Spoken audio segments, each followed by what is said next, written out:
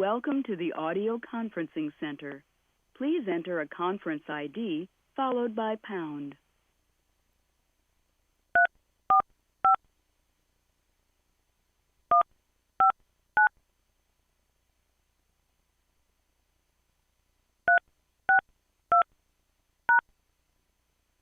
After the tone, please record your name and then press pound.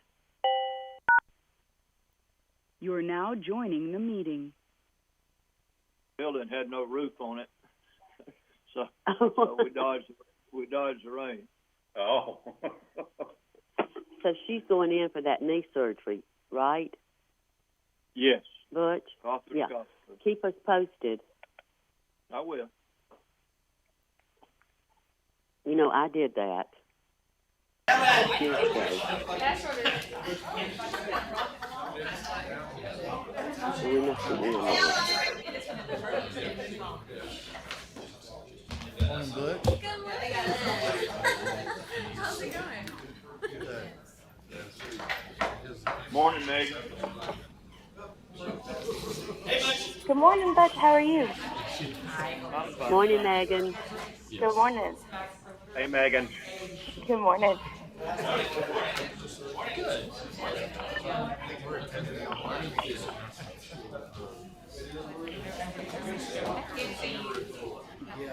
APS.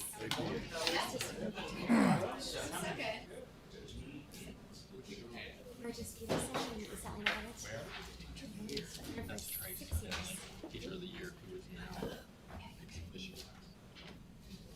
Matt, are y'all on the Microsoft Team one, or are you just calling in? I actually downloaded Microsoft Teams. You did? You done that too? I'm getting ready. Okay. I think they've got his me.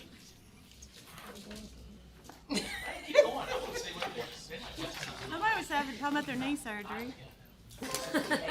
We're telling stories out loud. Ellen called me one day, and she didn't realize I was an iPhone and she was on FaceTime.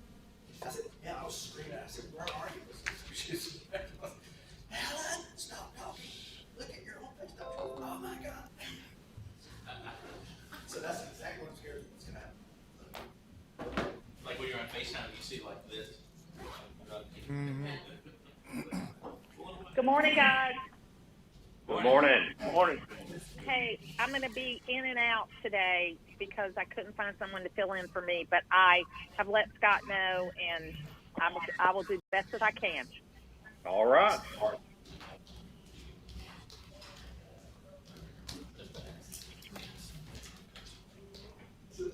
I think we're on now. I got a text that it's live. I think this one's working. Professionalism in action here, folks.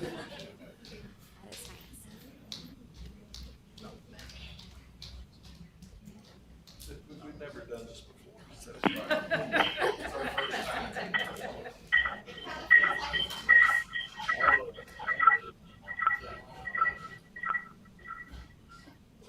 Sounds like Butch.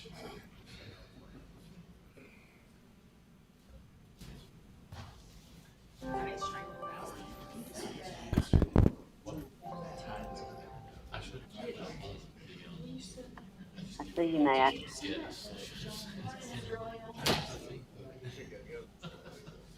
Good morning, everybody. Just before we get started, if the board members who are online could announce themselves, just so I make sure I've got everybody. I heard Helen, I heard Dr. Mosley, I heard Martha as well, and are there any other board members online?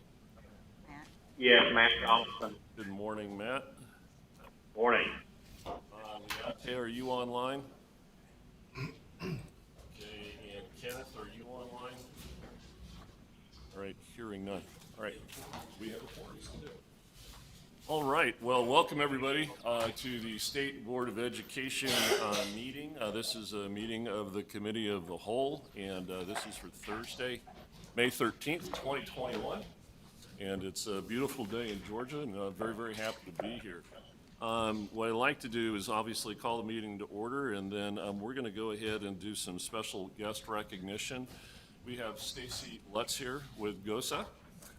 Hello, Stacy, and I think you have a colleague here as well. I do. Haley Steve. Haley, it's so nice to see you. Thank you very much for being here today. And we're going to hear from you in just a short while. We have Josh Stevens with Paige. Hello, Josh. Thank you for being here. Thank you for what your agency does in the advocacy for teachers across the state of Georgia. And then last, but is also importantly, we have a new guest at the table. And I'd like to introduce Tracy Pendley. She is the reigning Georgia Teacher of the Year, a very, very well-deserved recognition. And through recent legislation, Tracy has become an ex officio member of the State Board of Education. So we're really looking forward to that ongoing participation. If you're online, if you could mute, please, that would be great. And then Tracy, we would love to hear just a little bit about yourself. So can you just tell us what you've been doing during your period as a member, recognition rather, as a Teacher of the Year? Yeah. And again, for those people, for those, Butch, can you mute your phone, please? Yeah, I've been enjoying. Now I'm rounding the corner of my second year serving, and never in my wildest dreams did I imagine getting to have such a presence amongst stakeholders in education across Georgia. I've seen teachers doing extraordinary things virtually, in person, and a little bit of both simultaneously. I'm very, very proud to represent educators, and even my own children have really excelled this school year in spite of all of the challenges. And so I'm thrilled to be here and thrilled to give you some of my input and share teacher voices where I can. We look forward to hearing your insightful feedback and so forth, and your contributions to the board. And thank you very much for being here. All right. At this moment, I'd like to turn this over to my colleague, Ms. Fenna Petty, for the inspiration of the Pledge of Allegiance.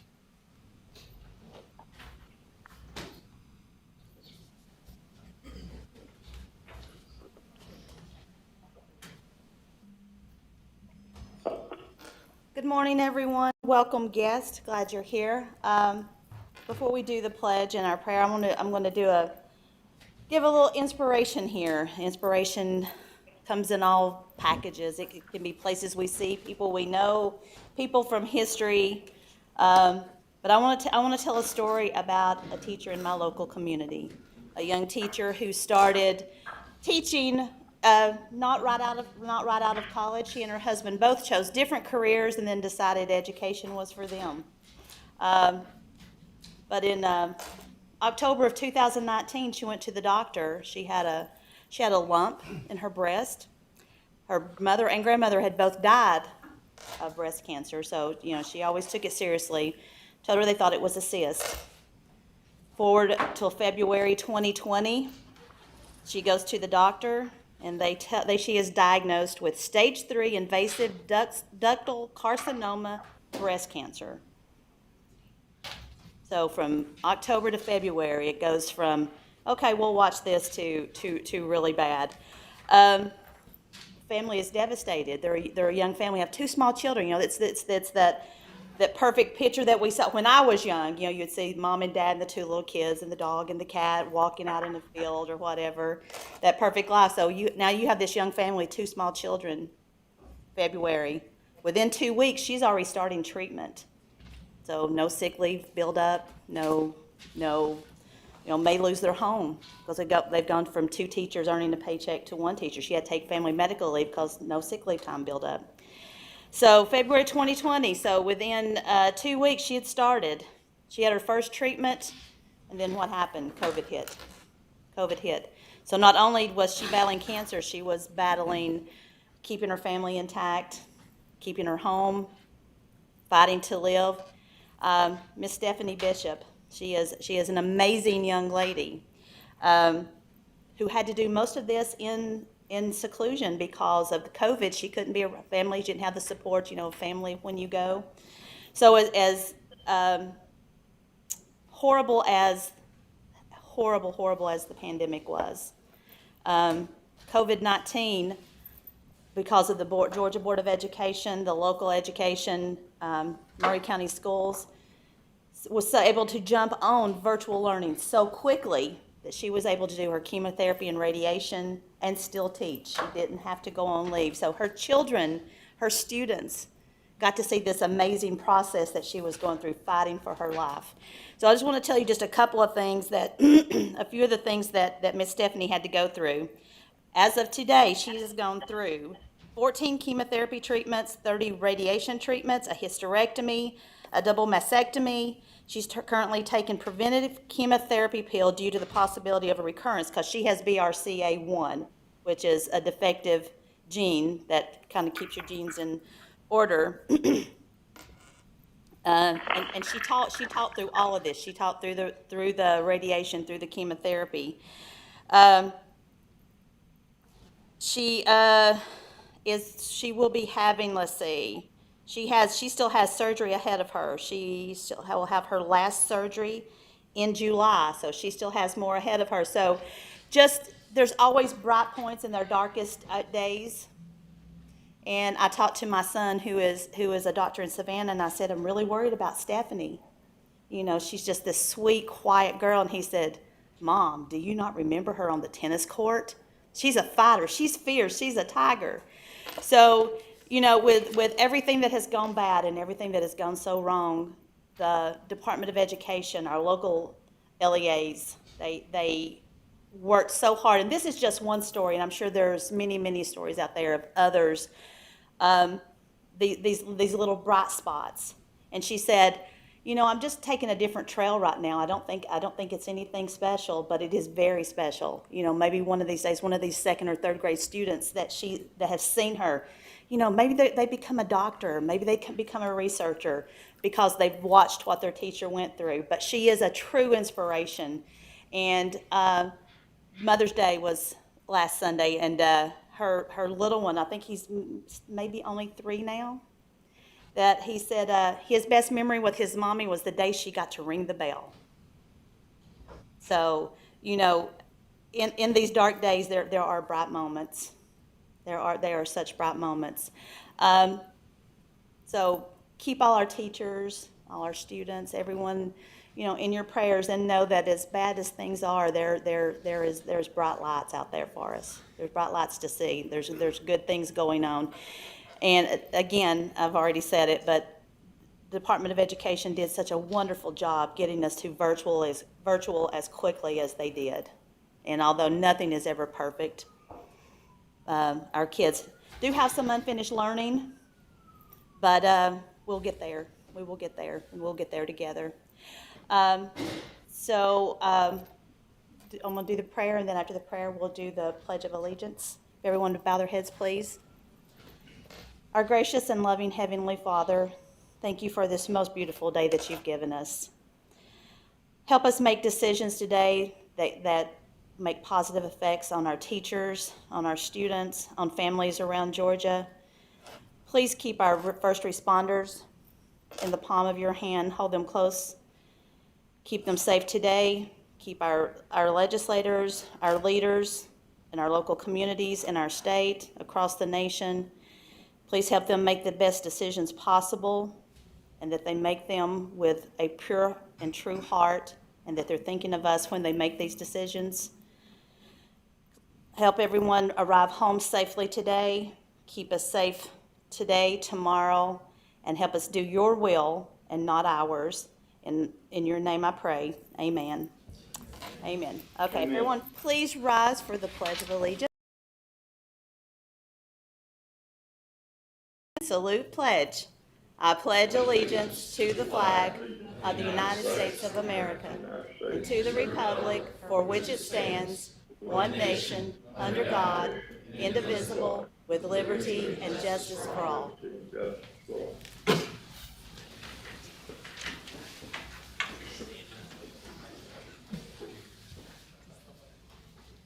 Thank you very much, Ms. Petty. Really appreciate your comments. At this point, I'm going to take a personal point of privilege, and this is actually in recognition of a report that we're going to hear that we should have heard last month.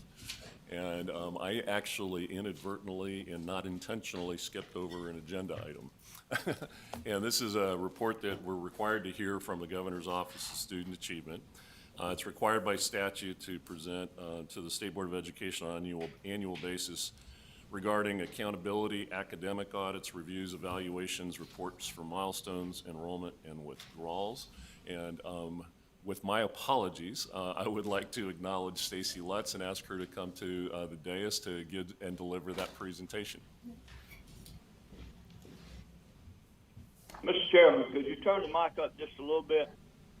I can't, but our technical wizards can. Good morning. Get the wizards on the ball. Good morning, and thank you for both for the apology and for letting me speak to you today. Today will be as informal as an audit discussion can be. We want to just share some information with you in this crazy year and just kind of follow up with what our plans are in reference to what has happened over the last couple of years with audits for the assessment audit, and then what's going to happen moving forward. So at any point, if you have questions, please stop me and ask me. A lot of detail is not in this. We have my technical assistant, Haley Steed, is one of our policy analysts at GOSA, and so she can also help to answer some of the more technical questions if you have them. So we will just move right on. We're going to talk about the 2018-2019 milestones audit that was canceled. The dates get a little confusing because we now have to go back 2 years. Data would have informed our practices last year. And that was the year that, of course, we had to cancel the audit because we did not have milestones assessments in the spring.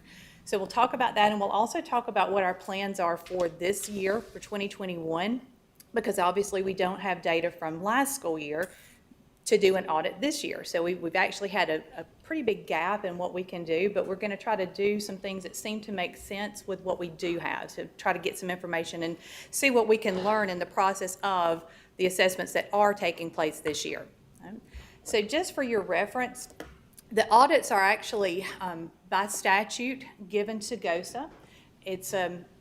There are several audits that we do. We're going to talk particularly today about the assessment audit. We do also a withdrawal audit and enrollment audit. Those also, the withdrawal audit we did do this year, but enrollment we did not because we didn't have data for that. But that's kind of a separate piece, and if you have questions, we can talk about that as well. But GOSA is given the authority to do audits from 2014-35, and you have that there for your reference. And then we're also asked to provide information to the state board. So as you get information, you can also help to inform the decisions we make about audits and the processes, but those processes really haven't changed very much over the last several years. We had a major shift when we went to digital testing from the original erasure analysis that you'll probably remember from years past. We've gone now to some digital analysis of the assessments themselves, and again, that's pretty technical, but we can talk about that if you'd like to. Basically what happens though is that GOSA then flags the data that DRC sends to us, and we look for unusual patterns in the way that the assessments are taken. So some of the things that we would look for are things like unusual answer patterns, if there are a predominance of unusual answer patterns in a particular class or school. If a school takes excessively longer on average than other schools. So what we're really looking for are those outliers. And when we find those outliers, we would flag them. Right? And so once we flag, then we ask those schools to send us additional information. So every school that's flagged doesn't necessarily get monitored. So we audit all schools, we flag some schools, and then even fewer schools we actually go on site and monitor. And so you'll see some of that in just a second. So we contract with DRC, who is the vendor for the milestones assessment, and then they send us the data from the assessment itself. Once we get that data, we look for 4 different things: answer change analysis, unusual pattern responses, gain score analysis, and response time analysis. So any one of those 4 areas can flag a school. But only schools that have 2 or more flags actually are then proceed. We go back to them and get more information.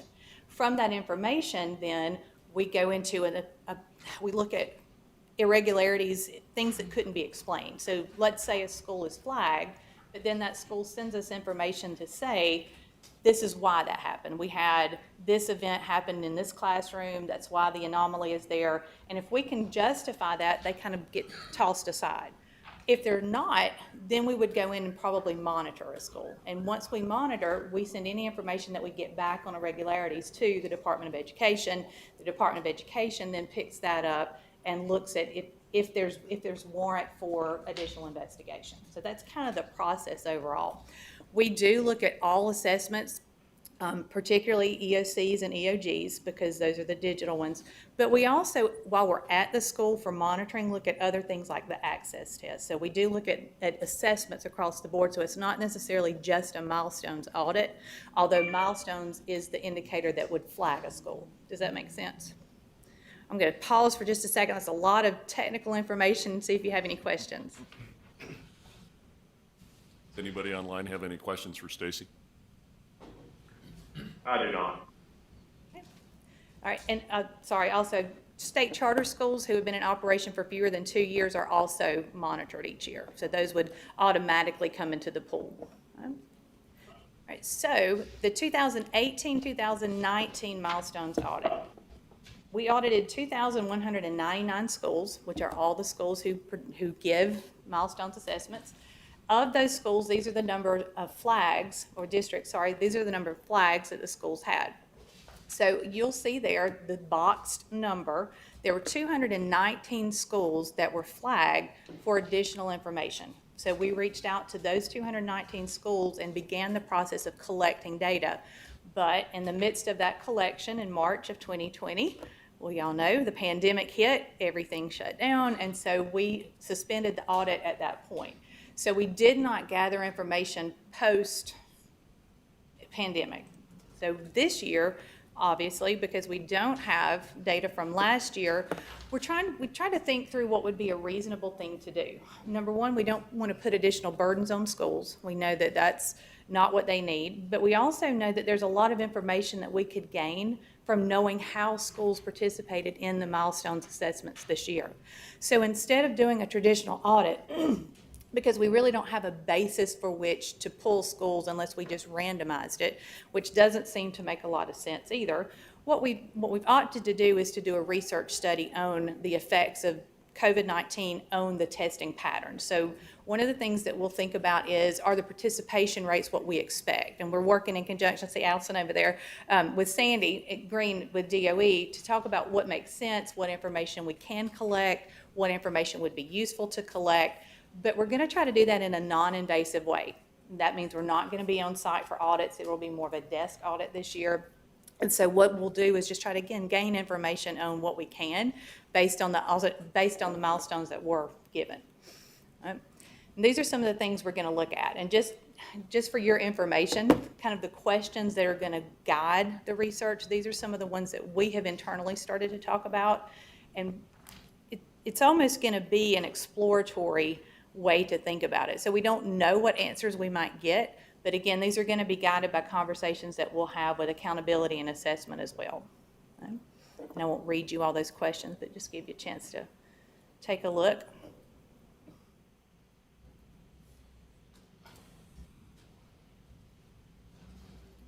So talking about participation rates, differences in testing administration patterns. Stacy, when you're done, I've got a technical question in regards to the online dashboard, but we can wait for that. Okay. Scott? Yes. Ellen? Scott, can you hear me? Yes. Yes. Obviously, we can't see it, you know, what's online. We can see each other on the screen and hear y'all. Can we get a copy of this? Yes. When Stacy is Good morning, through? Helen. Yes, Is ma'am. Thank you. Okay. We'll send it to It's you. all good. Yep. Okay. And then finally, analysis of district efforts to measure learning in the absence of the 2020. So what did districts do in order to learn, because they didn't have what they might have used in the past as that summative assessment last year? What are they doing this year to figure out where the student gaps are, to kind of minimize as much as possible the learning loss that they've experienced? And then this is the data that we'll use for kind of as a preliminary. We're going to look at the patterns, and we've had a lot of discussions already about what we anticipated to happen. And a lot of districts, districts are kind of all over the board. Some districts are administering milestones as though we are not in a pandemic. Some are not. We all know that there's a lot of variability between districts. But they're patterns that we expect to see. If schools have been face-to-face for some period of time, we would anticipate those participation rates to be somewhat normal. Schools that have been mostly virtual, we would anticipate those not to be as normal as the others might be. So we're going to look at what we anticipate to be true and then what actually happens. And so where there are irregularities in what we perceive to be true, that's where we might look a little bit deeper. All right. That is all for the assessment audit. Any questions? Anybody have any questions for Ms. Lutz? I just have a couple. I know, and of course, I know Dr. Timberlake's here too, and we've had some discussions. I think you look at some of the questions you're looking at. I mean, I've been out, and I know we're in the middle of milestones right now, trying to find out maybe the difference of students who were virtual most of the year, or how much time they were virtual. Again, trying to look at what does those scores look like between, somebody like, has been up in some of our metro counties where those kids have been virtual a good portion of the year. I think looking at students, again, that perhaps have been quarantined multiple times. So I'm just trying to think, what does that look like? But I also know that throughout the state, and this again probably requires a lot more work, and I don't know that we can even get some of the information. But as I've been out, I mean, looking at information that we can get from other areas outside of milestones. A lot of people will use something like MAPS or some other type of formative assessment during the course of the year. And what has growth looked like? I'm just trying to look at how we can get information. I know we've had our EOCs, and again, looking at participation rate with that, but I think that even with the winter administration, we were not that far off the mark of where we traditionally are. But I think for myself, trying to decide, or if we could see a clarity of what virtual learning has looked like. And I think that even what I have found out, all things virtual are not all things equal. And I think that I would be even curious if it could be something, if I'd looked at something virtual, was it just a canned program versus something in which a teacher actually taught live? What did that look like? And again, I know that may not necessarily would be a lot harder to dig down. I know we're talking with Dr. Timberlake, some of that gets a lot granular, and I don't know that we can see that here, but those would be things that I think would be very beneficial. If we want to just see what the impact of COVID-19 in this year and really what virtual, because I know a lot of schools, again, in my travels, I mean, they're looking at probably offering a virtual option next year. So it's something they're looking at keeping. So that's, I know participation rates are, kind of hit and miss. And I would be even curious of what was the I guess, in-person percent, during the course of the year, what that looked like. Because at the beginning, I think, that was a little bit different. And if you really wanted to get into it, I think even with some of the in-person stuff, you had kind of hybrid models where I've seen where students were in 2 days, and then off 2 days, and then everybody was virtual one day. So, I think there's a lot of opportunity there, and it may take a year or two to actually get this, but that's just some things as I've traveled about, that if it's something we could look at, I think it would be worthwhile to get some comparative data on that. And what we had anticipated, and Haley, jump in if you want to speak to some of the planning. Some of the things that we've talked about are some correlational studies. So the only way that we can get that data on what schools were in person, virtual, what percentage of time, is really survey data. So we can collect that and compare it to the participation data. But one of the things that we've talked about is how do we isolate, exactly like you said, the schools that were mostly virtual, did that have an impact on assessments? We also want to look at the participation patterns of the tests themselves. So is there a difference in the patterns in terms of demographics for this year's participation versus other years? Are more kids of different types taking the test this year than not? Is that impacted by the time they've been in school? So all of those things we can look at. Haley, I don't know if you want to speak to that a little bit. I was just going to say, I think our main goal with these questions is to kind of do the preliminary work of getting context for when we will get those scores in the fall. So when we do get those scores, we'll already know, okay, we had students in this demographic group had a much lower participation rate. So we want to view the scores when we get them through that lens. So this is kind of the preliminary work. And when we get those scores in the fall, we will kind of be looking at other patterns like that. So we'd certainly be open if there are particular questions that you have, or that Allison, that you and your team have, we can collect those and try to work through them. Well, I think, again, it would take some time with that, and I was just trying to see what the long-term impact or short-term impact of what we're seeing with that. I think it'd be good information for some of the districts. As I said, all things virtual are not all things equal, and I think even all things in person are not necessarily all things equal as well. And just seeing it, for the future, what are best practices? I think that information could help some folks out, but I think it, where we need to target our resources and try to, help, I guess what you said, the unlost learning there. I mean, we're trying to, catch kids up with time and with some of these districts, what does that actually mean and where our kids are? And that, I think a lot of them actually have had formative assessments during the course of the year. I mean, I've seen that time and time again, and just trying to get that information as much as we can to help support our districts as well. And that was one of our questions that we want to collect, is what tools they're using, because we might find out, every county in this region is using, MAP or NWEA, and maybe we could look at those scores, or maybe they can share resources with each other on that. So that is something we're going to be looking at. Yeah, again, I think if you really want to get into the wonkiness and stuff, and there's a lot of things you could pull in. I mean, I think even delivery, for myself, just thinking that some of our students, what I've seen is that you would have, in some cases with virtual, where you had a designated teacher who taught virtually, and that's all they did. But then you've also had a mixed, hybrid, where you had a teacher, they did perhaps part day and, live, and then they did part day virtual as well. And I know some of the things we looked at, especially with virtual, was contact or content acquisition. In other words, things seem to move a little bit slower when you were actually doing the virtual, and that always seemed to be a problem.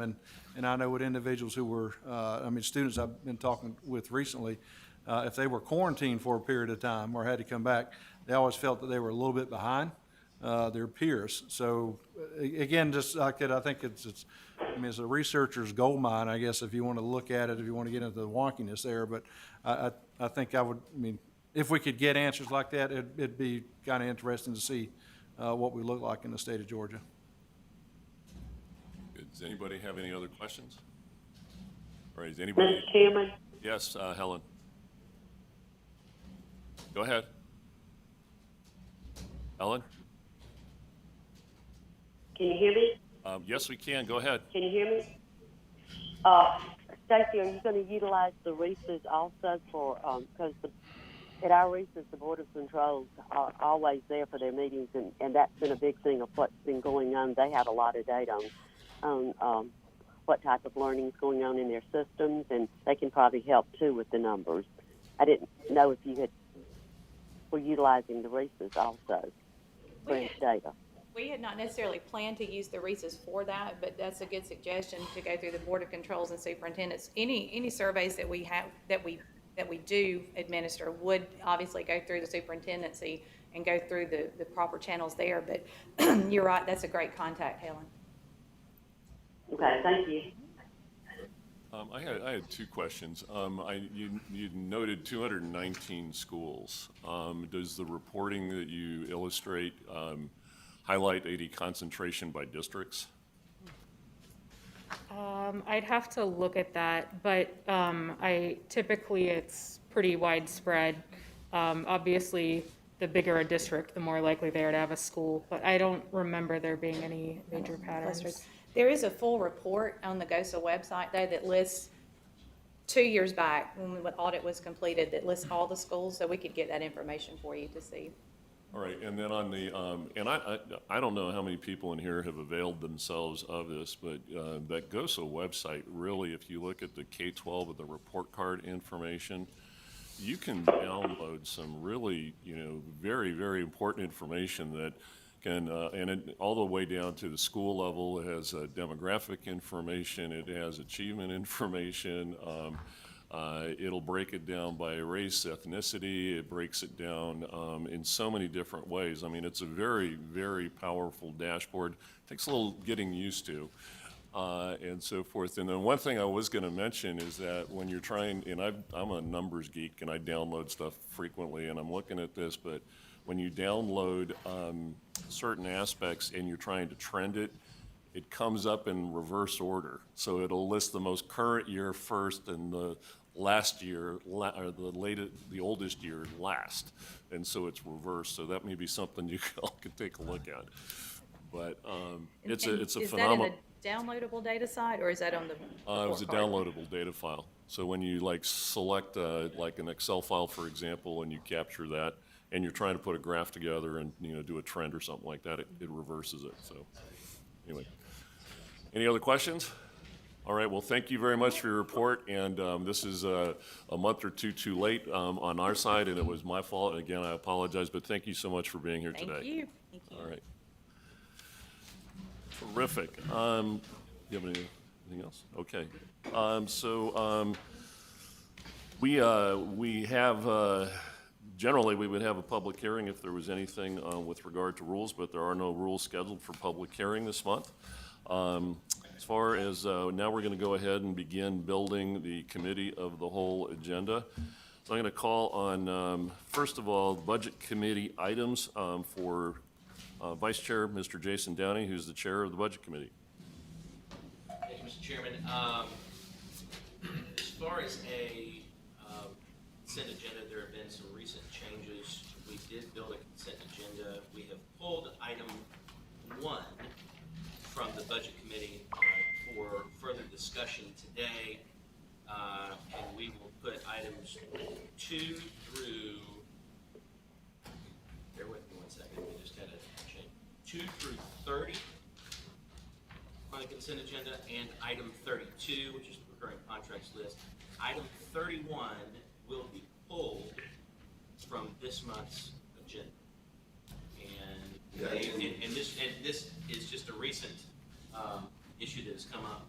It's not really an issue, Mr. Chair. I mean, this is a really good item, and I think we need to just learn a little more about how we're gonna move forward on it, and that, because this is, I think this has the opportunity to be really good for our state, so many things we're doing. So I'm just gonna pull it.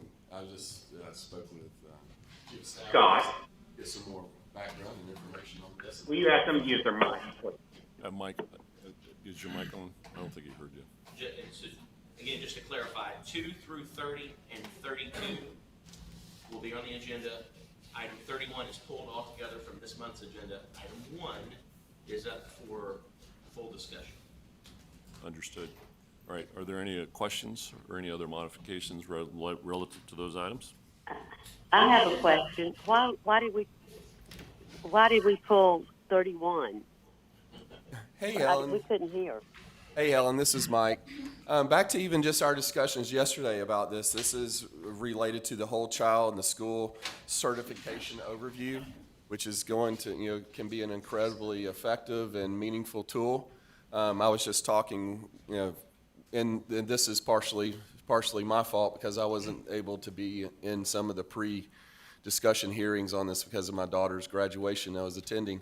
Just have some questions about how some of this is going to be implemented and how we can look at making this the best program possible. And it's not a rush on this, and I was just speaking with the chief of staff on it, and he said, let's just get that done, talk about it, and we can bring this up for consideration again next month. Okay. We just can't hear something. No, Okay. that's good. All right, thank you. Could you turn the mic up just a little bit more? We will. All right. So for the budget items, we have number 1 pulled for a separate vote. We have items 2 through 30 and number 32 moving to the consent agenda, and 31 will be pulled. Correct. All right. Thank you very much. We'll now move on to Rules Committee, and that is Dr. Butch Mosley. Butch, could you Help us build the agenda, please. Mr. Chairman, I'm not hearing well at all. I'm going to defer to Ms. Fina Petty to handle that for me. If you could turn the mic up a little more, it sure would help. All right, I thank you. Okay, Mr. Chairman, the Rules Committee, all items 1 through 7 have been moved to the consent agenda. Thank you very much. Are there any questions? All right, those items will be moved. Now we'll turn to the charter and flexibility, district flexibility. Dr. DeJarnett. Yes, we recommend that all items 1 through 12 be moved to the consent agenda. Thank you very much, Dr. DeJarnett. Any questions? So items number 1 through 12 will be moved to the consent agenda. Mr. Long, do you have any items for state schools? I just want to make sure the whole board knows about the resignation of John and yes, I'm sorry. Just want to make sure that everybody, the whole board, I think we talked about it yesterday, but John has resigned from the ASD opportunity, so we'll be looking at the position to be filled months to come. Thank you very much. And I think Kenny's going to send out an email to everybody about all the graduation dates and times and locations. Of course, the guest speaker at Georgia Academy for Blind is yours truly. So we're looking forward to hearing your comments. How that goes. He's going to do a dance. All right. So there are no action items for state schools this year. This meeting, and then we'll move to executive session items. Ms. Kinnemore. Make a recommendation to move the following to the consent agenda: the individual student waivers, minutes of the March 24th, 2021 State Board meeting, minutes of the March 25th, 2021 executive session meeting, the May 2021 personnel report, the May 2021 legal report, with the exception of one legal appeal being pulled for a separate vote. Okay, so we heard the recommendation for waivers, minutes, personnel, legal, and one item pulled for a separate vote. Are there any questions? Sure. I do want to point out, though, on state schools, there are several budget items that we're moving into consent that are significant to our state schools and will tremendously, I think, have an impact and help improve their opportunity to grow and develop and service the kids that they serve. So. Correct. Thank you for noting that. All right. Is there any other questions with regard to the executive session items? Okay, hearing none, we'll move those items as described. And then at this point in time, you want to do your... Okay. I'm going to turn this over to, we're going to go ahead. I know they're working on getting the agenda printed. So at the meantime, what I'd like to do is turn this over to Superintendent Woods for Georgia Teacher of the Year. Okay. Well, again, of course, we know that we celebrate Ms. Tracy Penley being our Teacher of the Year for the past couple of years. So it's been kind of a different ride, I think, from one year to the next. And of course, we would love to. We would love to invite Ms. Penley just to share a little bit of what Teacher of the Year has been looking like. I know we're in the process of determining our next Teacher of the Year. I think we're down to our top 10 finalists, and so very shortly we'll be crowning someone else. But Tracy has done a wonderful job pre-COVID and during COVID. So Tracy, if you could, we'll let you kind of share a little bit of your story over the past couple of years here. I have done incredible things. I think some of my favorite traveling events have been to the universities to speak to pre-service teachers, as well as to the districts to meet with induction teachers. We have some really dedicated educators, and that's including all of our RESAs and the mentors. There have definitely been highlights. I got to fly in an F-16 fighter jet with the Air Force Thunderbirds. I did not pass out, and I did not throw up. 9.1 Gs. It was amazing, but really just learning. I've gotten to learn from incredible people. I've gotten to see that individuals like you and our superintendents across the state are just people, right? We tend to set individuals up on a high pedestal thinking that they're so unreachable, and that's just not true. We're all just people working hard for the betterment of our children across the state. Our 2021 cohort of District Teachers of the Year, there's over 150 of them, they had to wait an additional year to figure out who the top 10 was. My heart went out to them. I know just what that feels like to be waiting on an answer, to be waiting. And so we were really, really excited to announce the top 10 last week. So we have 10 incredible educators from across different regions in the state who will be celebrated at a virtual gala in August. And at that time, we will select my predecessor, or the next one to follow. Successor. Successor. There we go. You know, it feels that way, but it's been really, really great. And, you know, going into the second year, I thought, man, what can I possibly say that's different, or what can I possibly give of myself?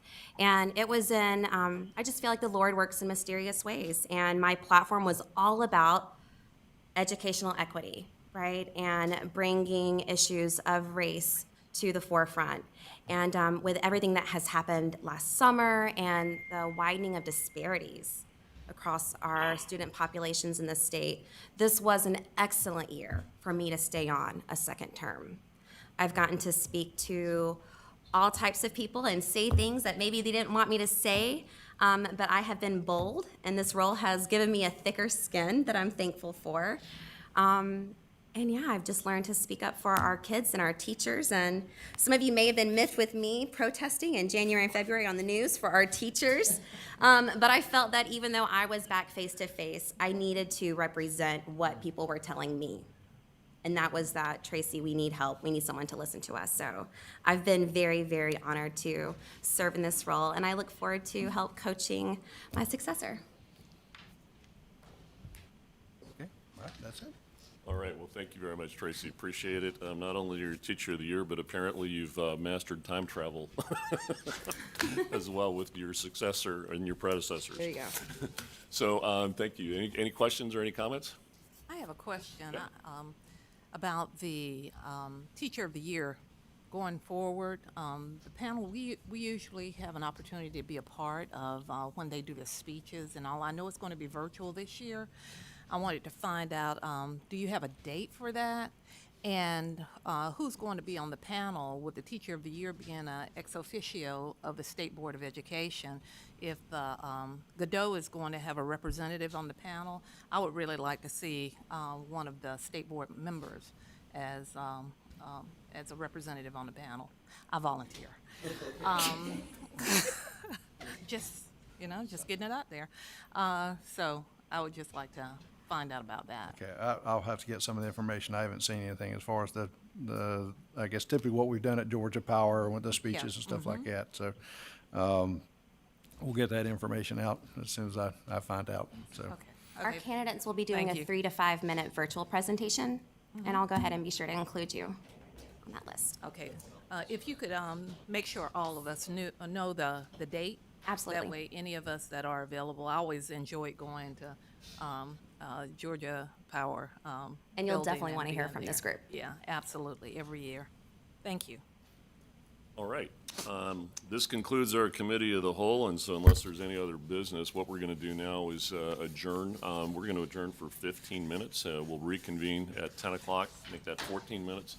Reconvene at 10 o'clock, so we're recessed until 10.